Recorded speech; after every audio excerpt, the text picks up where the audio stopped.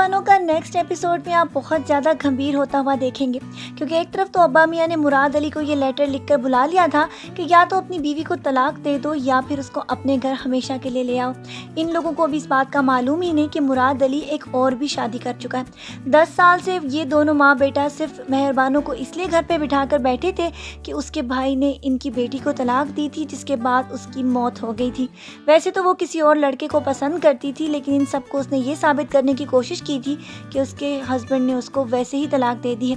ابھی تک تو مراد علی کی والدہ اس لڑکی سے بدلہ اسی صورت میں لے رہی تھی کہ وہ کبھی بھی اس کو آباد نہیں ہونے دیں گی، لیکن مراد علی کی نہ آنے کی وجہ سے مہراب، جو کہ پہلے ہی ان کو یقین دلا چکا ہے کہ وہ مہربانوں کا بہت زیادہ خیال رکھے گا، تو وہ بھی یہ فیصلہ کرنے کے لیے اپنے آپ کو تیار کر چکے تھے۔ اور اس کے بعد تو مراد علی نے آ کر فیصلہ سب مہربانوں کے اوپر چھوڑ دیا تھا کہ وہ اگر یہ کہہ دے کہ وہ اس سے طلاق لینا چاہتی ہے تو وہ اس کو طلاق دے دے گا۔ لیکن ابا میاں کی کہنے کے باوجود بھی مہربانوں اب یہی فیصلہ کرنے والی ہے کہ وہ مراد علی کے ساتھ اس کے گھر چلی جائے گی، کیونکہ وہ اس ساری ذلت سے تنگ آ چکی ہے اور یہ بھی جانتی ہے کہ مہراب کی والدہ تو اس کو کبھی بھی ایکسیپٹ نہیں کریں گی اور نہ ہی اس کو اپنی بہو بنا کے رکھیں گی۔ ان کے اس طرح کے رویے کو وہ پہلے بھی دیکھ چکی ہے،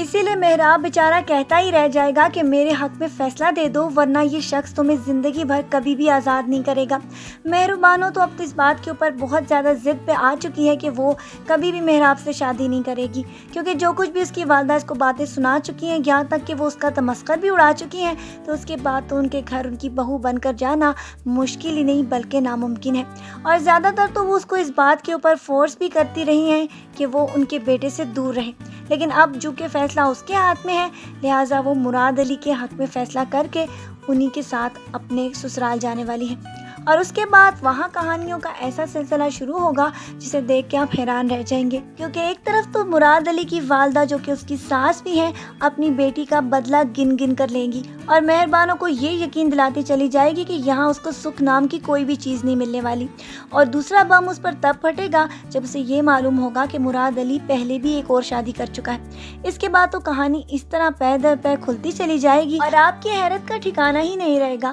کیونکہ دوسری طرف آپ یہ بھی دیکھتے چلے جائیں گے کہ ان کی بیٹی کا ایک بیٹا ہے جس کا نام ایاز ہے۔ آدھی جائیداد کا مالک تو یہ ہے، لیکن اس کو کوئی بھی پسند نہیں کرتا کیونکہ یہ بہت زیادہ اکھڑ اور ضدی لڑکا ہے۔ لیکن آہستہ آہستہ جب یہ بھی لڑکا مہربانوں کو اپنی زندگی میں اس طرح تباہ و برباد ہوتے ہوئے دیکھتا چلا جائے گا تو اس کی ساری ہمدردیاں بھی مہربانوں کے ساتھ ہوں گی، اور وہ تو پہلے ہی مراد علی کی بیوی سے بہت زیادہ نفرت کرتا ہے اور ان دونوں کا آپس میں بہت جھگڑا ہے۔ ڈرامے کی کہانی تو بہت زیادہ انٹرسٹنگ ہے، آگے دیکھیے ہوتا ہے کیا۔ اسی کے ساتھ آج کے پرومو ریویو ویڈیو کو یہیں پر ختم کرتے ہیں، پھر ملیں گے، اپنا ڈھیر سارا خیال رکھیے گا، بہت ساری دعاؤں کے ساتھ۔ اللہ حافظ۔